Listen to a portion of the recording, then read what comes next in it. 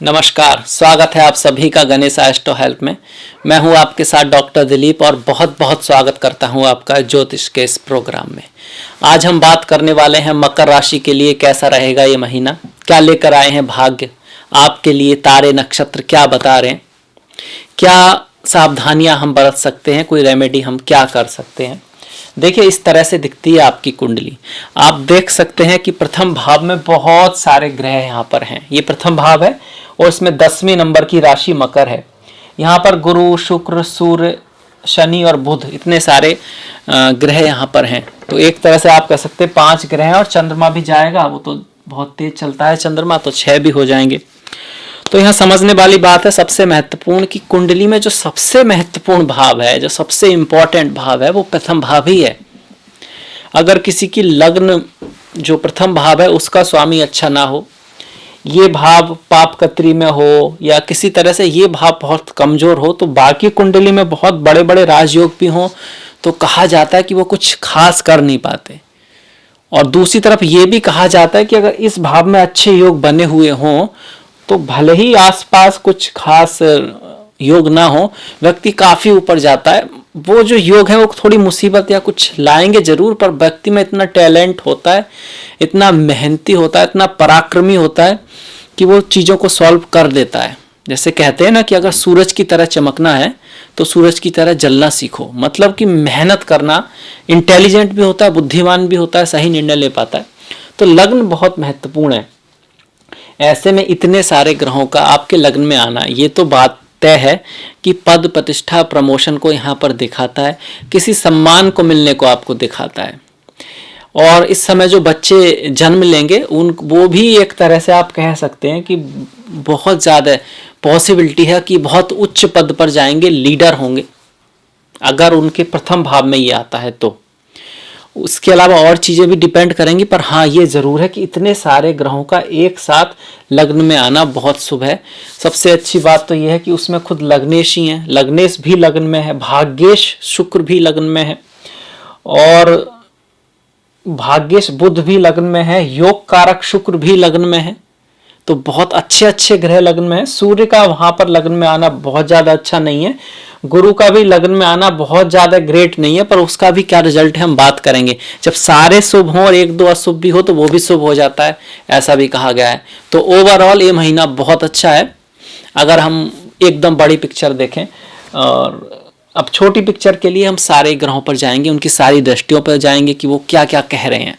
पर यह है कि हाँ, महीना बहुत अच्छा है। पद, प्रतिष्ठा, सम्मान, एजुकेशन के मामले में बहुत बढ़िया नहीं है।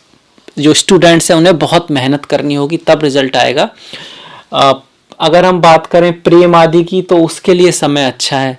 मतलब कि लोग आपस में मुलाकात होगी, जो लोग सिंगल हैं उनके जीवन में कोई आ सकता है, पति पत्नी के बीच में भी मिठास बढ़ेगी और प्यार संबंध हैं उनके लिए अच्छा है। बिजनेस के लिए अच्छा महीना है, व्यापार आपका बढ़ने वाला है। क्लाइंट्स वगैरह, आपका जो एरिया ऑफ पीपुल जिससे आप बात करते हैं, जो आपका एरिया है वो बढ़ेगा, लोग ज़्यादा आपको जानेंगे। सेहत की बात करें तो सेहत का थोड़ा सा ख्याल आपको रखना होगा, क्योंकि एक तो 7.5 तो है ही, ऊपर से सूर्य का जो लग्न में गोचर है जो अष्टमेश है, तो सेहत का थोड़ा सा ख्याल रखेंगे। अब आ जाते हैं एक एक ग्रह पर। सबसे पहले हम ले लेते हैं शुक्र को, क्योंकि वो आपकी कुंडली के सबसे शुभ ग्रह हैं, वो आपकी कुंडली के योग कारक ग्रह हैं। ऐसे में शुक्र का 10वें भाव में आना, दशमेश का आपके लग्न में आना, मेरा कहने का मतलब था कि 10मेश का आपके लग्न में आना, पंचमेश का आपके लग्न में आना क्या दिखाता है। देखिए, 10वां भाव पद, प्रतिष्ठा, प्रमोशन, समाज में आपकी स्थिति, आपकी उपलब्धियां, आपका यश। लग्न के बाद अगर कोई सबसे महत्वपूर्ण भाव है तो वो पंचम, नवम और 10वां यही है। ऐसे में पंचमेश भी लग्न में और 10मेश भी लग्न में, शुक्र के रूप में, योग कारक के रूप में, यह आपकी किसी उपलब्धि होने को दिखाता है, आपकी प्रतिष्ठा की, समाज में वृद्धि को दिखाता है। आप कुछ क्रिएटिविटी मतलब आप कुछ ऐसा, आपका कोई काम है, आपने कुछ किया है, आपने कुछ रिप्रेजेंटेशन बनाया है, उसको फेम मिल सकती है। इसके साथ साथ एजुकेशन जो है उसमें मेहनत के बाद सफलता। मेहनत इसलिए क्योंकि खुद एजुकेशन के भाव में राहु हैं और मंगल आएंगे 22 तारीख के बाद, तो उसको पूरी तरह से आप पॉजिटिव नहीं कह सकते जहां तक कि गोचर की बात है।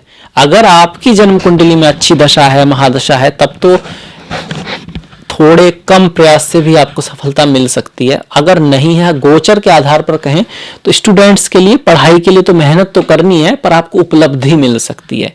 अगर आप जॉब में है, बिजनेस में है, तब थोड़ा सा बेटर है, वहां थोड़ा लक भी साथ आपका दे सकता है। खासकर अगर आपकी शुक्र की दशा, महादशा है और आपके इस चीज में कोई फीमेल आपकी मदद कर सकती है। अब वो आपकी कलीग हो सकती है, आपकी सहेली हो सकती है, दोस्त हो सकती है, बहन हो सकती है, कोई भी हो सकती है, कोई फीमेल आपकी हेल्प कर सकती है। ये यहाँ पर शुक्र बताते हैं। इसको अगर थोड़ा सा बढ़ाना हो तो स्त्रियों के प्रति सम्मान रखें, उनकी इज्जत करें, उनका साथ दें, माता लक्ष्मी की पूजा करें, साफ सफाई का ध्यान रखें, मन वचन कर्म मतलब आपके आसपास भी सफाई हो, आपके काम में भी सफाई हो और आपके मन में, विचारों में भी सफाई होनी चाहिए, और माता लक्ष्मी की पूजा। इसके साथ देखिए गुरु की बात करते हैं हम। अगर किसी की गुरु की महादशा है, अगर आपकी गुरु की महादशा है और आपकी कुंडली में गुरु की स्थिति शुभ है, तो उस केस में आपको फौरन जाना, विदेश यात्रा होना, वीजा लग जाना, कहीं दूर यात्रा पे जाना और किसी मल्टीनेशनल कंपनी में काम लग जाना, शादी का होना, विवाह का होना, ये सब चीजें होंगी।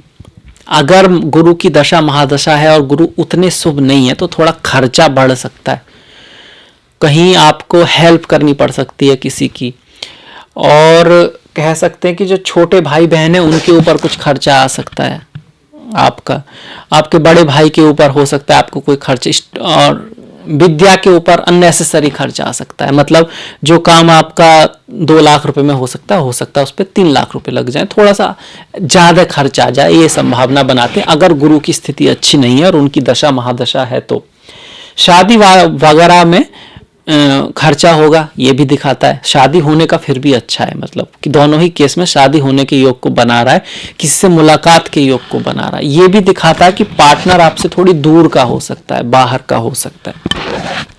गुरु की यहाँ से पंचम, सप्तम और नवम पर दृष्टि है। अब पंचम पर गुरु की दृष्टि शुभ है, आपकी बुद्धि काम करेगी। हालांकि आपको गुस्सा आएगा थोड़ा सा और थोड़ी सी जल्दबाजी से काम बिगड़ सकता है, पर फिर भी एंड मोमेंट पे अगर गुरु आपके शुभ हैं तो आपका दिमाग काम कर जाएगा, आपकी बुद्धि काम कर जाएगी। अगर आप किसी को कुछ कहने वाले होंगे गुस्से में, और जो कहना जरूरी नहीं है, सही की बात नहीं कर रहा मैं, जरूरी नहीं है, क्योंकि उससे ना तो उसका हित होने वाला है ना ही आपका हित होने वाला है, तो आप एंड मोमेंट पे उसको याद कर जाएंगे और आप उस बात को नहीं कहेंगे।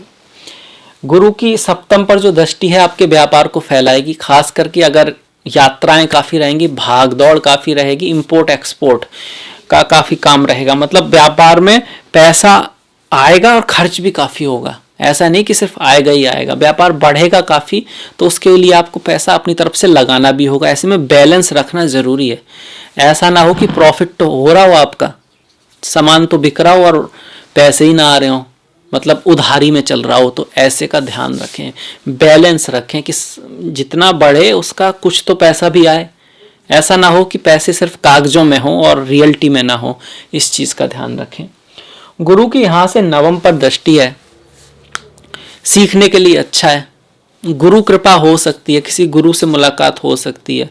आपके क्षेत्र के गुरु से मतलब है मेरा, एक तो आध्यात्मिक गुरु तो है ही, आपके क्षेत्र के कुछ उच्च कोटि के लोगों से आपकी मुलाकात हो सकती है। पिता से रिश्तों को थोड़ा सा यहाँ पर गुरु सुधारेंगे। और विदेश यात्रा, हायर एजुकेशन अगर आप पढ़ने जाना चाहते, जैसे पीएचडी है, बाहर से आप एमबीबीएस करना चाहते हैं, या फिर कोई एमबीए फाइनेंस वगैरह करना चाहते हैं, लॉ की आप स्टडी करना चाहते हैं, इस तरह के काम जो गुरु से रिलेटेड है, दर्शन शास्त्र, साहित्य का आपका बहुत इंटरेस्ट है तो उसमें मन लगेगा, उसके लिए अच्छा है। गुरु के बाद हम आ जाते हैं शनि महाराज पर। देखिए शनि लग्न में है, लग्न के ही मालिक हैं। यहाँ बैठकर जो शनि है, शश नाम का महापुरुष योग बना रहे हैं। शनि यहाँ पर शुक्र के साथ राजयोग बना रहे हैं, बुध के साथ राजयोग बना रहे हैं, 2 राजयोग बना रहे हैं। चामर नाम का मिलता जुलता राजयोग बना रहे हैं, और कह सकते हैं कि धन योग भी बना रहे हैं। शनि का जो शुक्र से जो बुध से जो संबंध है, ये लक्ष्मी स्थान कहा गया है इनको, जो त्रिकोण है, और जो शुक्र से संबंध है वो एक तरह का धन योग भी है, भाग्य से कुछ ऑस्पिशियस चीजें भी होंगी। अगर सिर्फ शनि थे तो सिर्फ 7.5 ही थी। अब जो ये बुध और शुक्र का थोड़ा सा इनको जो सहयोग मिला है, जो साहचर्य मिला है शनि महाराज को, बुध का और शुक्र का दोनों ही एक तो मित्र हैं, ऊपर से आपकी कुंडली के एक अच्छे ग्रह हैं, तो यहाँ पर शुभता की ओर शनि जा रहे हैं। 7.5 के बावजूद आपको कुछ धन लाभ हो सकता है, आपका कोई कार्य बन सकता है, आपका और आपके दोस्तों में, परिवार में थोड़ा प्रेम की वृद्धि होगी। अगर आपके शनि बहुत बुरे नहीं है कुंडली में, अष्टक वर्गा में उनकी स्थिति ठीक है, और राहु केतु या शनि की दशा महादशा नहीं है, तो ये महीना आपके लिए बहुत सारी अच्छी चीजें लेकर आ रहा है। शनि की जो तीसरी दृष्टि है वो आपके पड़ोसियों से आपकी दूरी करा सकती है, थोड़ा सा उसका थोड़ा ध्यान रखिएगा। आपका जो वाणी है वो थोड़ी सी कड़वी हो सकती है, उसका ध्यान रखें। अन्यथा शनि की दृष्टि इस बार उतनी कुछ खास बुरा असर नहीं दिखाएगी, क्योंकि आप एक तरह से समझ सकते हैं कि शनि काले रंग की दृष्टि फेंक रहे हैं, जो थोड़ा दूरी लाती है, डिले कराती है, देर कराती है चीज़ों को। पर वहाँ पर आप देखिए शुक्र का उसमें गुलाबी रंग भी मिल गया, गुरु का उसमें आपका येलो रंग भी मिल गया, और आपके बुध का हरा रंग भी मिल गया, तो उसकी दृष्टियों में भी सौम्यता आ गई है, उसने भी कुछ उनके गुण ले लिए हैं। ऐसा नहीं है वो एकदम तटस्थ हैं। जब कोई भी ग्रह किसी दूसरे ग्रह के पास बैठता है तो उसमें उनकी दृष्टियां आ जाती हैं, उसमें उसके गुण आ जाते हैं। तो शनि की सप्तम पर भी जो दृष्टि है अब उतना दूरी कराने वाली नहीं है। अब यहाँ पर उसमें गुरु का भी ताल्लुक है, उसमें शनि का भी ताल्लुक है, उसमें आपके गुरु का रस तो है ही, शुक्र का जो प्रेम को दिखाते हैं, कामना को दिखाते हैं, आकर्षण को दिखाते हैं, तो प्रेम भावना करुणा आपस में बढ़ने वाली है थोड़ा सा। अगर आपकी शनि की दशा महादशा है और शनि की स्थिति कुंडली में अच्छी नहीं है, अष्टक वर्गा में पॉइंट नहीं है, तो फिर 7.5 का असर ज्यादा देखने को मिलेगा। अन्यथा ये महीना आपका बेटर जाने वाला है।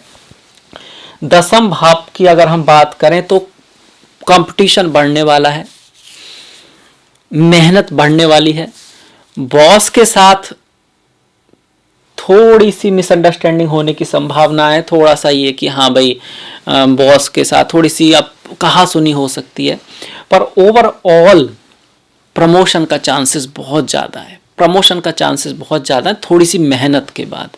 कारण यह है कि शनि की दृष्टि तो है ही दसम भाव पर, मंगल की भी दृष्टि है, मंगल सीधा सीधा यहाँ पर देख रहे हैं, और 1 2 3 4 5 नवम भाव पर जो राहु की दृष्टि है, मतलब भाग्य साथ तो देगा, पर चूंकि राहु हैं तो थोड़ी सी रुकावट के साथ देगा। तो कह सकते हैं कि थोड़ी सी कुछ ना कुछ ऑफिस में फिर भी शनि की दृष्टि है, मंगल की दृष्टि है, मतलब थोड़ी सी बाधाओं के बाद, पर चूंकि लग्न में इतने शुभ हैं, कोई बड़े धन प्राप्ति से भी ज्यादा पद प्राप्ति का होना, यश का मिलना, सम्मान का मिलना, पैसे का मिलना बनता है। यहाँ पर ज्यादा पद प्रतिष्ठा सम्मान और पैसे का भी है, क्योंकि लक्ष्मी योग है। ये जो नौमा भाव है ना, ये कारक नौमा भाव जो इसको माता लक्ष्मी से जोड़ा गया। पंचम भाव को भी आपने किसी चीज में इन्वेस्ट किया, शेयर हो गया आपका, स्टॉक मार्केट हुआ, या कहीं भी आपने पैसा लगाया, तो उसका जो स्वामी जो शुक्र है जो यहाँ पर आया है, जो राजयोग बना रहा है, तो पैसे के लिए अच्छा है, धन के लिए अच्छा है। देखिए हम शनि की बात कर चुके, गुरु की बात कर चुके, शुक्र की बात कर चुके। बुध की बात करें तो बुध आपके भाग्येश हैं, बुध आपके अष्टमेश भी हैं, पर मेनली चूंकि वो एक तो भाग्येश हैं, उनका मूल त्रिकोण राशि यहाँ पर है। बुध की 2 राशियां हैं मिथुन और कन्या, इनमें से मूल त्रिकोण जो राशि है वो नवम भाव में है, तो थोड़ा सा झुकाव जाता है भाग्य की तरफ, ज्यादा रिजल्ट देंगे। फिर वो आपके जो लग्न के मालिक हैं, जो शनि है, उसके मित्र भी हैं, तो 2 चीज पॉजिटिव होगी। ऐसे में आपके लिए शुभ ग्रह हो जाते हैं। उनका आपके लग्न में ही आना बहुत अच्छी बात है। भाग्य से कुछ चीजें आएंगी, गुरु कृपा हो सकती है, आपसे छोटे लोगों का आपको साथ मिलेगा, और यात्रा आदि की संभावना है। एजुकेशन आदि के लिए भी आपके यात्रा हो सकती है। पर यहाँ एक बात समझने की है कि बुध वक्री है, बुध वक्री हैं आपके लगभग 22 तारीख तक, पर बुध तो वक्री होते ही रहते हैं। और आपका तो भाग्येश है, तो ऐसा तो नहीं है कि आपका भाग्य हर साल 3 साल भर खराब रहता है, 3 महीने, क्योंकि बुध तो हर साल 3-4 बार वक्री हो जाते हैं। बस इतना है कि भाग्य आपका अवश्य साथ देगा, पर चीज एक बार की जगह दूसरी बार में होंगी। जब कोई डॉक्यूमेंट लिखेंगे, कोई बात करेंगे तो उसमें हो सकता है थोड़ा सा भूल जाएं एक बार में तो दूसरी बार कहना पड़े, तो थोड़ा सोच समझ के काम को करना है, बस इतना ही है। अगर बुध की दशा महादशा है और बुध बकरी है और आपकी कुंडली में अच्छे नहीं है तो गणपति जी का पाठ कर सकते हैं, उनको दूर्वा घास चढ़ा सकते हैं, और श्री गणेश का जैसे सहस्त्र नाम है उसका पाठ कर सकते हैं, भगवान श्री गणेश का। और कह सकते हैं कि थोड़ा सा विशेष ध्यान रखें अपने वाणी का, व्यवहार का, सोशल जब हम बात करते हैं किसी से किस तरह से बोल रहे हैं, डॉक्यूमेंट्स का, क्योंकि बुध इन चीज़ों को दिखाते हैं। अब हम आ जाते हैं सूर्य पर। सूर्य बचे हुए हैं हमारे और शुक्र भी थोड़ा सा बचे हैं। देखिए सूर्य जो है लग्न में आ रहेंगे आपके 11 तारीख तक। ये अष्टम में इसका आपके लग्न में आना बहुत ज़्यादा शुभ तो नहीं है। ये बताता है कि अचानक से लाभ तो जरूर हो सकता है, पर स्वास्थ्य का थोड़ा ध्यान रखें। और आपका जो स्पाउस है और आप थोड़े से इगोइस्टिक हो सकते हैं, आप थोड़ा सा इस तरह से कह सकते हैं कि भाई मेरी क्यों नहीं सुनी, मेरी बात सबको माननी चाहिए, पर वो गलत है। आप भी सभी की सब बातें नहीं मानते हैं। और अगर आज आप थोड़ा सा औरों से अच्छा कुछ किसी चीज़ में कर रहे हैं तो कभी कोई दूसरे भी करते हैं। आप चाहते हैं कि आपकी लोग अच्छाइयाँ देखें तो आपको भी दूसरों की अच्छाइयाँ देखनी चाहिए। आप चाहते हैं कि आपके जो माइनस है उनको थोड़ा सा इग्नोर कर दिया जाए, पर और आपकी जो आप जो कर रहे हैं उसको सराहना की जाए। तो आप भी थोड़ा सा ऐसा करें अपने पार्टनर के साथ, अपने स्पाउस के साथ, तो चीज़ें ठीक रहेंगी। सूर्य 12 तारीख के बाद यहाँ आएंगे, धन के भाव में आएंगे। वाणी आप कुछ थोड़ी सी आपकी ड्राई हो सकती है, आप कुछ ऐसा बोल सकते हैं जो बहुत ज़्यादा प्रिय ना हो।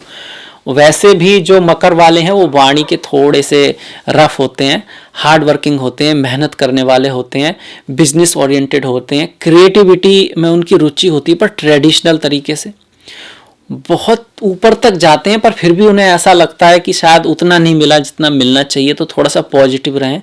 बच्चों से उनका बड़ा लगाव होता है, बच्चे बहुत ज़्यादा उनके होते नहीं है नॉर्मली, पर बच्चों से लगाव बहुत अच्छा होता है। नॉर्मली बच्चे सक्सेसफुल होते हैं मकर वालों के। ये थोड़े से गुण मैंने बताए।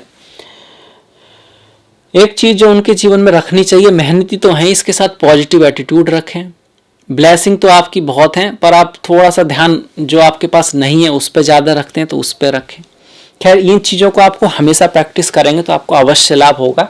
इसके बाद शुक्र पे आ जाते हैं। शुक्र की हमने लग्न की बात तो की कि दशमेश जब लग्न में है या पंचमेश जब लग्न में है तो बहुत अच्छी बात है। अब दशमेश जब यहाँ आएगा, द्वितीय भाव में आएगा, तब देखिए द्वितीय भाव धन का है, आपकी वाणी का है, सेल्फ अर्नड मनी का है, आपने जो पैसा कमाया उसका है, आपके खाने पीने का है, आपके कपड़ों का, आपकी वैल्यूज़ का है, किस चीज़ को आप वैल्यू देते हैं उसका है। तो शुक्र का यहाँ आना शुभ माना गया है। आपकी वाणी में थोड़ी सी सौम्यता आ जाएगी अगर शुक्र की आपकी दशा है। आपकी वाणी के थ्रू आप कुछ आपकी वाणी के थ्रू कुछ ऐसा होगा जिससे आपकी पद प्राप्ति की संभावना है, जिससे आपको यश मिलने की संभावना है, धन पैसा आने की संभावना है शुक्र की वजह से। स्त्रियों का खासा रोल हो सकता है, माता हो सकती है, बहन हो सकता है, सहेली हो सकती है, उससे लाभ हो सकता है स्त्रियों के थ्रू।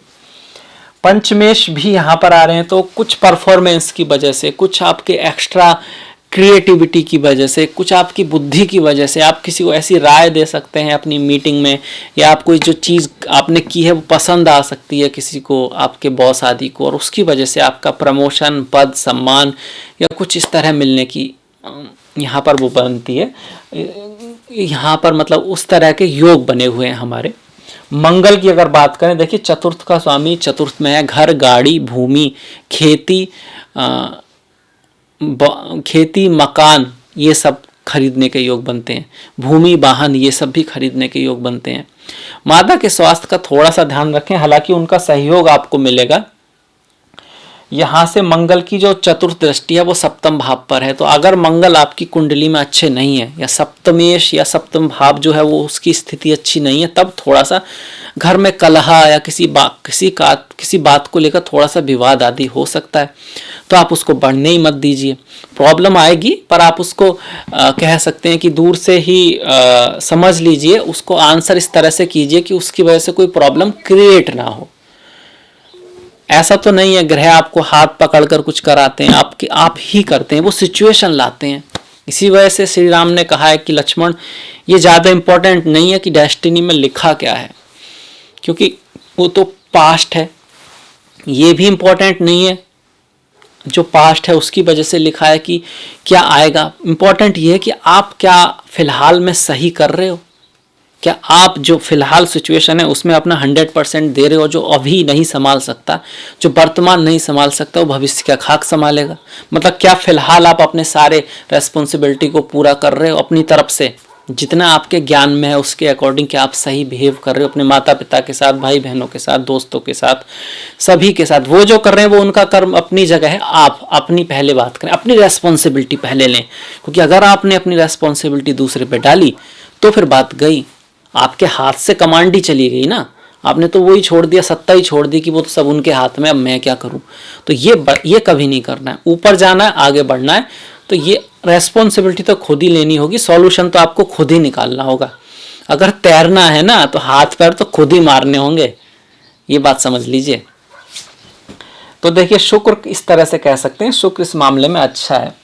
मंगल भी बढ़िया है, जमीन के मामले में अच्छे हैं। मंगल 22 तारीख के बाद पंचम भाव में आ जाएंगे। चतुर्थ का पंचम भाव में आना और एकादश का पंचम भाव में आना भूमि हो गया, मकान हो गया, जमीन हो गया इत्यादि से लाभ को दिखाता है। शिक्षा में थोड़ा सा आप कह सकते हैं कि थोड़ा सा संभल के रहना है। बच्चों के साथ, आपके जो बच्चे हैं उनसे, उनका थोड़ा ख्याल रखें, उनके स्वास्थ्य का ख्याल रखें। उनमें थोड़ी मिसअंडरस्टैंडिंग आ सकती है तो उस चीज़ का ध्यान रखें। बाकी मंगल जो पंचम में है, लॉजिकल जो अगर आपका वर्क है, अगर आप स्पोर्ट्समैन हैं, आप इंजीनियर हैं, आप आर्मी में हैं, आपका काम स्पोर्ट्समैन है, आर्मी में है, पुलिस में है, अग्नि से जुड़ा हुआ कोई काम है, इंस्ट्रूमेंट से जुड़ा हुआ आपका कोई काम है, इस तरह केमिकल से जो लाइजनिंग का काम है, ज़मीन का काम है, तो उसके लिए आपके अच्छे रहेंगे। बच्चों से थोड़ा सा, और आपके जो सबऑर्डिनेट हैं, आपके साथ काम करने वाले, आपसे नीचे करने वाले जो काम कर, उनसे थोड़ी सी दूरी बन सकती है, मिसअंडरस्टैंडिंग बन सकती है। तो थोड़ा सा इस तरह से व्यवहार रखें कि उनके प्रति आपके मन में और उनके मन में आपके प्रति जो रिलेशन है, वो जो भावना है, वो अच्छी बनी रहे। इस चीज़ का ध्यान रखें। मंगल की यहाँ से दृष्टि आपके अष्टम भाव पर पड़ेगी, एकादश पर और 12वें भाव पर। तो बाहर विदेश यात्रा का सिचुएशन बन सकती है, बाहर जाना पड़ सकता है। आपके जो इन लॉज हैं, आपके जो सास ससुर हैं, उनके साथ थोड़ी सी यहाँ पर मंगल दूरी करा सकते हैं, थोड़ी सी खटपट करा सकते हैं। तो इस चीज़ का ध्यान रखिएगा। नींद में थोड़ी सी प्रॉब्लम करा सकते हैं, नींद कम आ सकती है, खर्चा बढ़ा सकते हैं 22 तारीख के बाद। इसके बाद देखिए, राहु और केतु की बात कर देते हैं। राहु का पंचम में गोचर बहुत अच्छा तो नहीं माना गया, पर किस चीज़ के लिए अच्छा नहीं है? किसी से पंगा ना लें, किसी से फालतू के झगड़े में ना फंसें। क्योंकि राहु का पंचम में गोचर, आप एक तो गलत निर्णय ले सकते हैं, पहला। दूसरा, आप किसी से पंगेबाजी में फंस सकते हैं। प्यार मोहब्बत उसके लिए अच्छा ही है, पर उसमें थोड़ा मर्यादा का ख्याल रखें। 1 2 3 4 5 6 विदेश यात्रा के लिए अच्छा है, बाहर ले जाने के लिए आपके लिए बढ़िया है। शादी विवाह कराने के लिए भी अच्छा है, अचानक धन प्राप्ति कराने के लिए, पैतृक संपत्ति दिलाने के यहाँ राहु का गोचर अच्छा है। किस चीज़ के लिए अच्छा नहीं है? एक तो मैंने बात की कि रोग ऋण शत्रु, मतलब लोन आदि लें तो संभल कर लें, लड़ाई झगड़े में ना फंसें, स्वास्थ्य का ख्याल रखें। इसके अलावा अपनी प्रतिष्ठा का ख्याल रखें। कोई भी ऐसा काम ना करें जिसकी वजह से कोई डिसफेम आदि होने का चांसेस हो, क्योंकि प्रतिष्ठा बहुत महत्वपूर्ण है। एक तो होता है कि कुछ तो लोग कहेंगे, लोगों का काम है कहना, मतलब लोग तो कुछ ना कुछ कहेंगे ही, आप कुछ भी करें। वो उसकी बात नहीं कर रहा हूँ कि वो क्या कहेंगे, कहते रहें जो कहना है। आप अपनी तरफ से एक सही काम करें, कोई भी ऐसी बड़ा कुछ ऐसी चीज़ ना कर दें कि जिसकी वजह से आप फंसें, कोई प्रॉब्लम आए, चाहे वो स्त्रियों से रिलेटेड हो या किसी काम से रिलेटेड हो, सब लॉ वाइज करें। बाकी तो कुछ ना कुछ वो लोग कहते रहते हैं, उनकी गलती भी नहीं है, क्योंकि वो आपको समझ नहीं पाते हैं उस तरह से जैसे वो अपने आप को समझते हैं। दूसरे को जब देखते हैं वो भी आपको कुछ तो डायरेक्टली देखते हैं, कुछ तो इनडायरेक्टली ही देखते हैं, मतलब किसी और के थ्रू आपको देखते हैं, अपनी नज़रों से देखते हैं, अपने चश्मे से देखते हैं। तो उसको छोड़ दीजिए, उस पर ध्यान ही मत दीजिए। तो ये था, हमारे लगभग सारे ग्रहों को हमने देखा।